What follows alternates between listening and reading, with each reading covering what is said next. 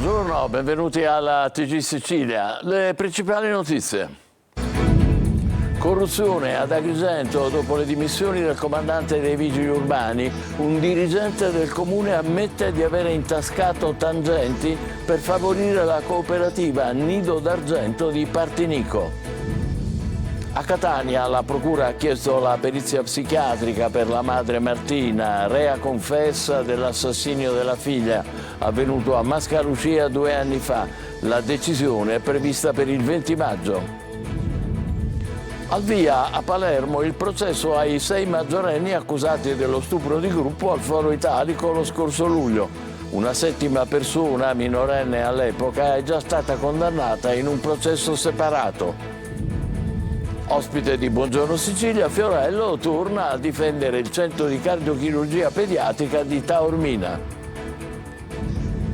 Legalità, a Cinisi riconsegnato alla collettività il casolare dove nel 78 era stato ritrovato il cadavere di Peppino Impastato, giovane eroe antimafia. Presente il governatore Schifani. A Palermo la CGIL ricorda Pio La Torre, il politico che ha dato il nome ad alcuni dei più importanti strumenti di contrasto a Cosa Nostra.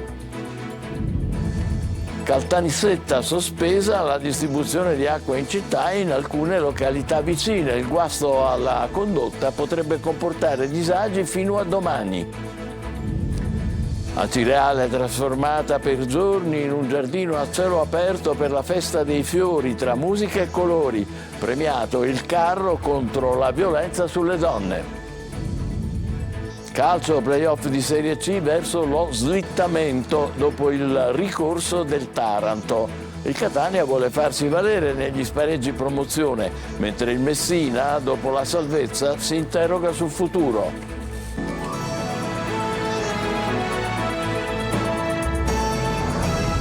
Bentrovati, confermata la ramificazione della corruzione nell'inchiesta diretta dalla Procura di Palermo. Ad Agrigento, dopo le dimissioni del comandante dei Vigili Urbani, un dirigente del comune ammette di avere intascato tangenti per favorire la cooperativa Nido d'Argento di Partinico. Davide Sardo. Sviluppi nell'ambito delle indagini dell'inchiesta della Procura di Palermo che tra l'altro è sfociata nell'arresto del dirigente al comune di Agrigento Gaetano Di Giovanni. Aldo Raimondi, responsabile del settore politiche sociali e culturali del comune di San Cataldo in provincia di Caltanissetta, ha ammesso di avere intascato tangenti per favorire la cooperativa Nido d'Argento di Partinico, ovvero una delle cooperative favorite dai presunti casi di corruzione e turbativa d'appalto. A contattare e corrompere Aldo Raimondi sarebbero stati l'imprenditore di Partinico Giuseppe Gaio ed il suo fidato collaboratore Massimiliano Terzo. Raimondi si sarebbe reso a disposizione per accelerare i pagamenti a favore della cooperativa Nido d'Argento impegnata a gestire alcuni servizi di assistenza sociale. Aldo Raimondi, ristretto ai domiciliari, ha raccontato di tangenti in contanti intascate nel bagno di un ristorante o nel parcheggio di una nota catena di abbigliamento sportivo. I soldi sono stati nascosti dentro una busta o tra biglietti del gratta e vinci. Il prezzo della corruzione sarebbero stati circa 15.000 euro e l'assunzione di una donna. I carabinieri hanno intercettato una conversazione tra Gaio e Terzo in automobile verso San Cataldo. Gaio domanda a Terzo: dobbiamo dare soldi ad Aldo? E poi si sentiva che stavano contando i soldi, 100, 200, 300 e hanno contato fino a 1.900 euro, a tanto ammontava uno dei pagamenti pattuiti. La morte della piccola Elena, la Procura di Catania ha chiesto la perizia psichiatrica per la madre Martina, rea confessa dell'omicidio della figlia, avvenuto a Mascalucia 2 anni fa. La decisione è prevista per il 20 maggio, in mattinata, parola ai testimoni della difesa. Tonino De Mana. La Procura di Catania ha chiesto la perizia psichiatrica, peraltro sollecitata dagli stessi legali della difesa, avvocati Gabriele Celesti e Tommaso Tamburino, nei confronti di Martina Patti, la 24enne reo confessa dell'omicidio della figlia Elena di neanche 5 anni, uccisa con un'arma da taglio il 13 giugno 2022 e sepolta in un campo vicino casa a Mascalucia. La decisione dei giudici, a seguito anche di una consulenza tecnica del professore Petralia, è prevista il 20 maggio. In mattinata parola ai testimoni della difesa ed in particolare ad uno zio Gaetano Cristiano Patti. I reati contestati alla donna sono omicidio premeditato aggravato, occultamento di cadavere e simulazione di reato. Come si ricorderà, Martina Patti finse il sequestro della bambina all'uscita dall'asilo. Martina Patti confessò il delitto ma non spiegò mai il momento. Una delle piste battute dagli investigatori sarebbe la gelosia nei confronti dell'ex compagno e padre di Elena, Alessandro Del Pozzo. La scintilla potrebbe essere stata la sera trascorsa dalla piccolina con i nonni paterni e la felicità della bimba nel frequentare la compagna del padre. Poi il crudele atto: la madre va a prendere Elena all'asilo ed esce nuovamente con l'auto per creare un diversivo. È in quel lasso di tempo che avviene il delitto in un terreno abbandonato dove la madre seppellisce il corpicino nascosto in sacchi di plastica nera e sotterrato con una pala. Poi fa scattare la messa in scena, avvisa per telefono del falso sequestro i genitori e il padre di Elena. Tornata a casa, infine, si reca dai carabinieri. Ai militari dell'Arma associa il rapimento di alcune minacce che nel 2021 l'ex convivente aveva trovato davanti al cancello di casa per una rapina per la quale Del Pozzo era stato arrestato nel 2020 e poi assolto per non avere commesso il fatto. Poi la confessione shock sull'uccisione della figlia, l'arresto e l'iter processuale ancora in corso al Tribunale di Catania. Al via a Palermo al processo ai 6 maggiorenni accusati dello stupro di gruppo al Foro Italico lo scorso luglio. Una 7ª persona minorenne all'epoca dei fatti è già stata condannata in un processo separato. Manlio Viola. Chiedono di essere giudicati con il rito abbreviato gli imputati dello stupro di gruppo nei confronti di una giovanissima avvenuta nel luglio scorso al Foro Italico di Palermo. La richiesta degli avvocati difensori è stata presentata in sede di udienza preliminare oggi davanti al Tribunale palermitano. Sono 6 chiamati in giudizio oggi, ma solo 4 i presenti. 2 degli imputati, tutti detenuti, hanno infatti rinunciato a presenziare all'udienza preliminare. Un 7° ragazzo è già stato condannato a 8 anni e 8 mesi. Si tratta di un giovane che all'epoca dei fatti era ancora minorenne ed è stato processato di conseguenza davanti al Tribunale dei minori. L'udienza preliminare di oggi riguarda invece Angelo Flores, Cristian Barone, Gabriele Di Trapani, Cristian Maronia, Samuele Lagrassa e Elio Arnao, tutti detenuti. Il giudice si è pronunciato sulla costituzione delle parti civili, sono 8 quelle ammesse in apertura di processo. Il gruppo Cristina Lobue nel corso dell'udienza preliminare a porte chiuse ha detto sì al Comune di Palermo e a 7 associazioni. A fronte delle ben 8 parti civili ammesse, 3 sono state invece escluse. Si tratta delle associazioni Emili, Mezzocielo e Mete APS. Il giudice si è invece al momento riservato la decisione per quel che riguarda il rito abbreviato. E poco fa si è appreso che il gruppo del Tribunale di Palermo ha respinto la richiesta della difesa del rito abbreviato condizionato all'audizione della giovane. I difensori dovranno decidere se accettare. Un'altra notizia: agguato ieri sera sulla strada tra Carlentini e Lentini nel Siracusano. Vittima un 22enne di Francofonte, rimasto ferito alle gambe, non è in pericolo di vita. Il giovane era a bordo della sua auto che è stata affiancata da una vettura dalla quale sono stati esplosi alcuni colpi di pistola. Ospite di Buongiorno Sicilia, Fiorello è tornato a difendere il centro di cardiochirurgia pediatrica di Taormina. Parole convinte che fanno seguito all'impegno della regione siciliana perché il governo cambi la legge e permetta alla struttura di rimanere dov'è. Ascoltiamo Fiorello. È una cosa che si deve fare assolutamente, perché voi sapete che la Sicilia è grande, la Sicilia è veramente grande, e 2 poli così importanti, cioè la distanza, cioè basta pensare che quello di Taormina, insomma, serve tutta la costa orientale, non solo la Calabria, ma anche un sacco di gente che viene pure dall'estero per curarsi a Taormina. Palermo sta dall'altra parte, quindi la Sicilia è grande, un solo centro non ce la può fare, ce ne vogliono 2 e quello di Taormina non deve chiudere assolutamente. Cinisi, cerimonia di riconsegna alla collettività del casolare dove 46 anni fa è stato ritrovato il cadavere di Peppino Impastato, giovane eroe antimafia. Presente anche il governatore Schifani. Per il fratello di Peppino si tratta di una vittoria dopo anni di lotta. Marco Cullà. In questo casolare, il 9 maggio del 1978, Peppino Impastato, il giornalista attivista di Cinisi che lottava contro la mafia, fu assassinato da Cosa Nostra. Poi il suo corpo venne abbandonato su questi binari. Dopo anni di lotta, oggi è un giorno decisamente importante, significativo. Questo casolare viene restituito alla collettività e sarà aperto al pubblico ogni giorno. Chiunque quindi potrà visitare un luogo simbolo della lotta alla mafia. Oggi il taglio del nastro. Il 9 maggio la Regione concederà in uso, in comodato gratuito, naturalmente all'Associazione Peppino Impastato l'utilizzo di questo casolare che è stato ristrutturato con fondi della stessa Regione. Sono contento di dare questa ottima e lieta notizia che è in sintonia con l'impegno della Regione, dell'amministrazione regionale, non solo nel contrasto a ogni forma di criminalità, ma anche nel ricordo di chi ha perso la vita in questa azione quotidiana che ha svolto contro la mafia.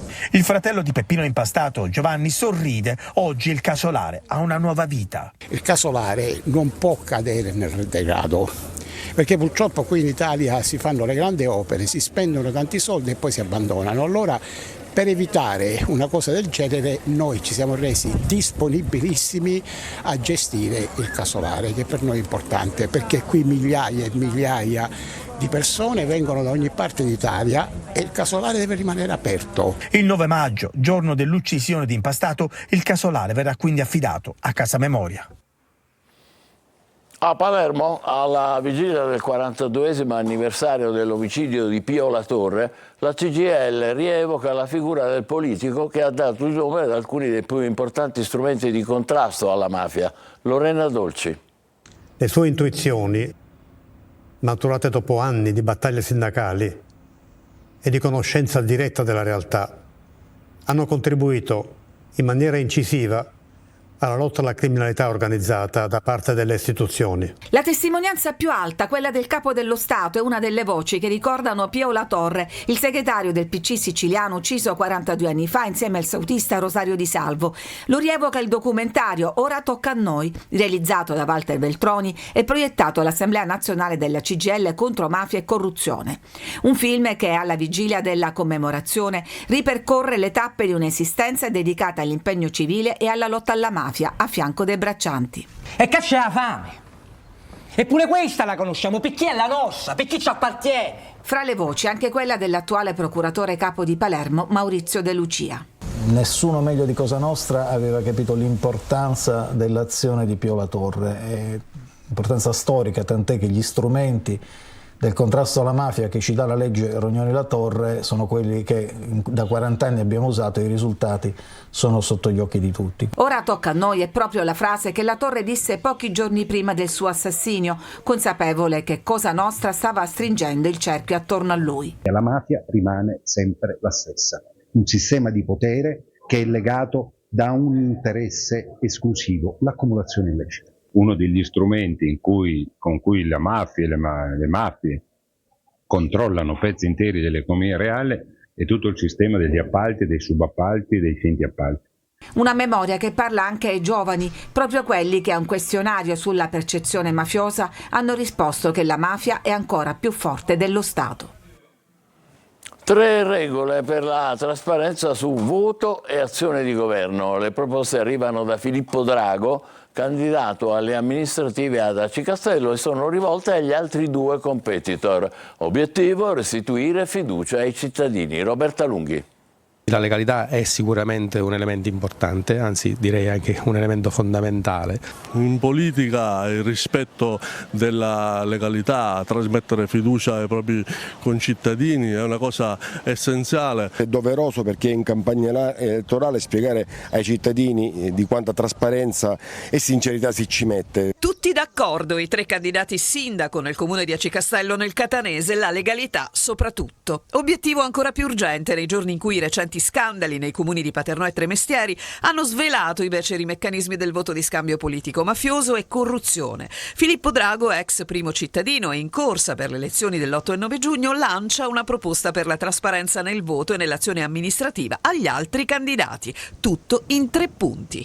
Il primo riguarda la esclusione di coloro che hanno cambiato casacca negli ultimi giorni, che hanno fatto i trasformisti dagli incarichi di governo, la creazione di una commissione che valuti gli atti, li pubblichi e gli spieghi alla cittadinanza sul modo di procedere nella spesa del denaro pubblico, e soprattutto un accordo di collaborazione da proporre all'ANAC per la verifica degli appalti e la legittimità degli atti. La lettera, se firmata, potrebbe costituire, al di là degli schieramenti, un contratto morale nei confronti dei cittadini. L'ipotesi che una sorta di autoregolamentazione arrivi come proposta da un competitor va valutata. Tutto ciò che riguarda l'essere lineari, la legalità solidarietà non può che trovare accoglimento da parte nostra. È chiaro che poi bisogna andare a leggere il documento e vedere se è condivisibile totalmente oppure magari c'è qualche cosa anche da migliorare. Se va bene lo firmeremo, ci mancherebbe, oppure valuteremo i 3 punti e decideremo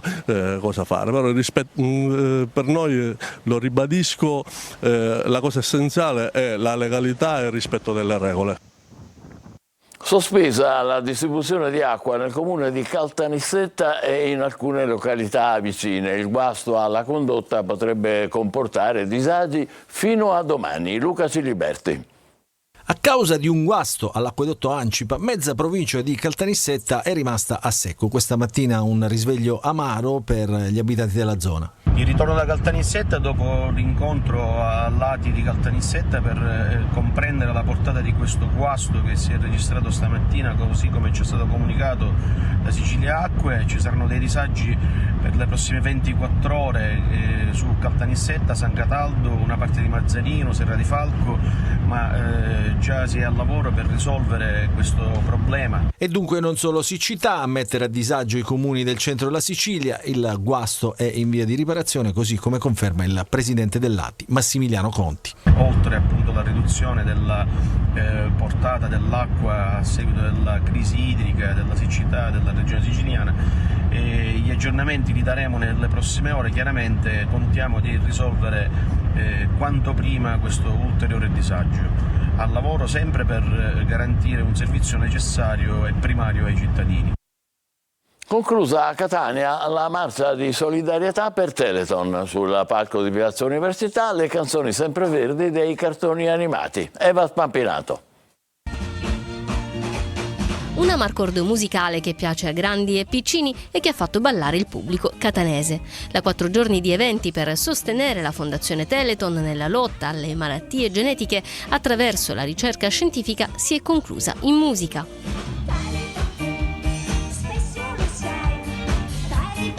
La tribute band Crystal Ball, che fa rivivere classici cartoni animati senza tempo, è stata tra i protagonisti della serata di chiusura della 15ª edizione della Walk of Life Telethon Camminiamo per la Vita, che ha trasformato Piazza Università in una vetrina di impegno civico e di speranza.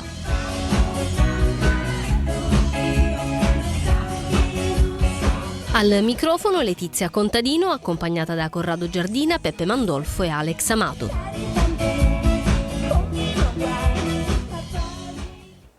Acireale trasformata per giorni in giardino a cielo aperto per la festa dei fiori. Tra musica e colori premiato il carro contro la violenza sulle donne. 1° maggio gran finale con il concertone. Desiree Ferlito.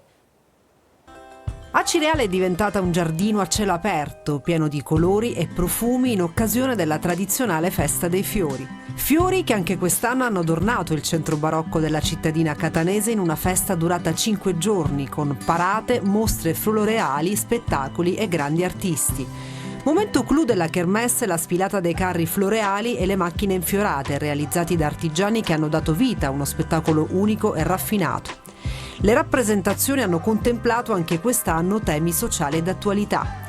Ad aggiudicarsi il primo posto il carro dedicato alla lotta alla violenza sulle donne, Io di te non ho paura. Al centro del carro un bellissimo e maestoso cigno rappresenta la donna, che in esso sembra trovare la sua rinascita. Alle spalle del cigno, sullo sfondo, il volto di una donna pura e delicata su un lato, maltrattata e sfregiata dall'altro. L'uomo violento rappresentato da un lupo per simboleggiare la sua ferocia. Anche la grande musica italiana, protagonista dei 5 giorni di festa da Acireale. Dopo il successo di Max Gazzè e delle vibrazioni, a chiudere la kermesse la Sicily Folk Orchestra, Mario Venuti e Caballà, che hanno riempito la centralissima Piazza Duomo.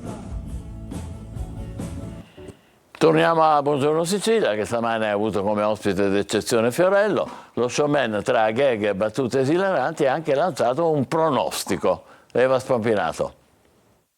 È arrivato Rosario! Ciao ragazzi! Ciao Fiorello, benvenuto! Bene, grazie! La simpatia di Fiorello irrompe a Buongiorno Sicilia e con lui tutta la squadra del morning show più seguito della TV italiana. Lo showman e conduttore siciliano ha ricordato gli inizi della sua carriera tra radio e TV con un aneddoto legato proprio alla nostra emittente. Antenna Sicilia, mi ricordo, andai ospite una volta, sai? Sì. Perché diventai un po' un personaggio, a un certo punto, il periodo delle radio libere, delle radio private, ecco. Io feci un tentativo di record di trasmissione continuata. Sì, il record fu 3 giorni e 2 notti. Fabrizio Biggio e Mauro Casciari, che ogni mattina alle 7 affiancano Rosario Fiorello a Viva Rai 2, sono i complici di un personaggio che continua a rimanere unico nel suo genere, un intrattenitore che riesce a trasformare in sketch anche una telefonata con la mamma. C'è una telefonata familiare, non so, un secondo. In tutto questo lui ha anche i suoi problemi. Sì, un attimo solo, ma è vera, è vera. Sì. Guarda, Oddio, allora, no, Certo. Michele, Ha ragione. La trasmissione si avvia alla conclusione e in attesa di sapere se anche l'anno prossimo il morning show sarà riconfermato su Rai 2, Fiorello si candida per un eventuale ritorno in Sicilia. Lo devo dire, dai, lascio la Rai, lo devo dire. Ma vi detto che non l'avete detto a nessuno? Lo devo dire, lo dico. Un ne vai. Ad Antenna Sicilia! Breve pausa, tra poco il calcio, la questione playoff destinati a slittare a causa di un ricorso del Taranto.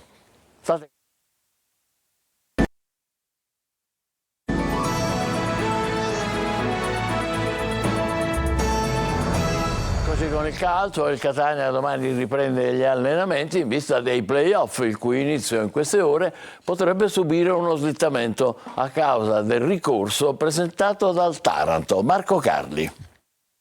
Consueto scollamento fra la realtà del calcio giocato, che sul campo esprime un verdetto, e quella dei controlli, che deve capire se il risultato è rispettoso delle regole. Succede così, è storia nota, che il Taranto, penalizzato di 4 punti per scadenze su pagamenti non rispettate a settembre e ottobre del 2023, faccia ricorso al collegio di garanzia del CONI.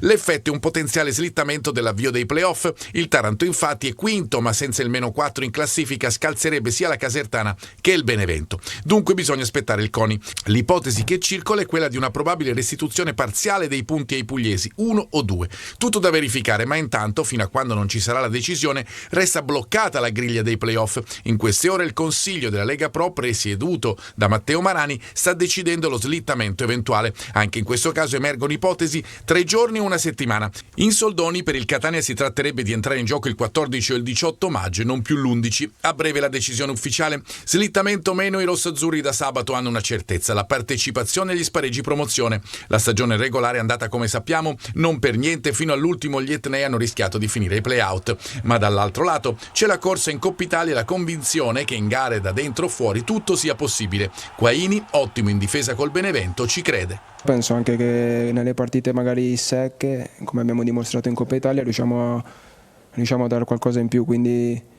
da un lato siamo fiduciosi, sappiamo che però in questi giorni c'è da lavorare e migliorare sulle cose che non sono andate bene durante il campionato. Obiettivo raggiunto per il Messina, che per il 3° anno consecutivo mantiene la Serie C. Tante incertezze però nel futuro del club giallorosso. Sergio Colosi. Il Messina non riesce a gioire delle sue piccole fortune calcistiche, come nel caso della salvezza con investimenti ridotti, perché subito si addensano dubbi e incertezze sul futuro societario e tecnico. A Monopoli potrebbe essersi chiuso il ciclo Modica, anche se il silenzio del presidente Sciotto alimenta soltanto voci ed indiscrezioni. La mancata conferenza stampa del tecnico nel post gara in Puglia rimane più di un indizio. Certamente lo è il comunicato stampa diffuso dal club, in cui si precisa che i tesserati della società parleranno soltanto attraverso i canali ufficiali. Un modo non troppo velato per evitare mal di pancia ad allenatori e calciatori che, lontano dai microfoni, non hanno nascosto i loro disagi stagionali. Le dimissioni del direttore generale Costa e del team manager Cammarata sono i primi segnali che 3 mesi da protagonista sul campo, da dicembre a febbraio, hanno soltanto mascherato i soliti problemi societari. Dell'attuale organico, tra prestiti, accordi in scadenza e giocatori con le valigie in mano, rimarranno sotto contratto soltanto in 6. L'ennesima rivoluzione è dietro l'angolo e questo metodo gestionale di Sciotto, contestato dai club, prima o poi presenterà il conto. E noi ci fermiamo qui, l'appuntamento è alle 20, grazie per averci seguito, buon pomeriggio.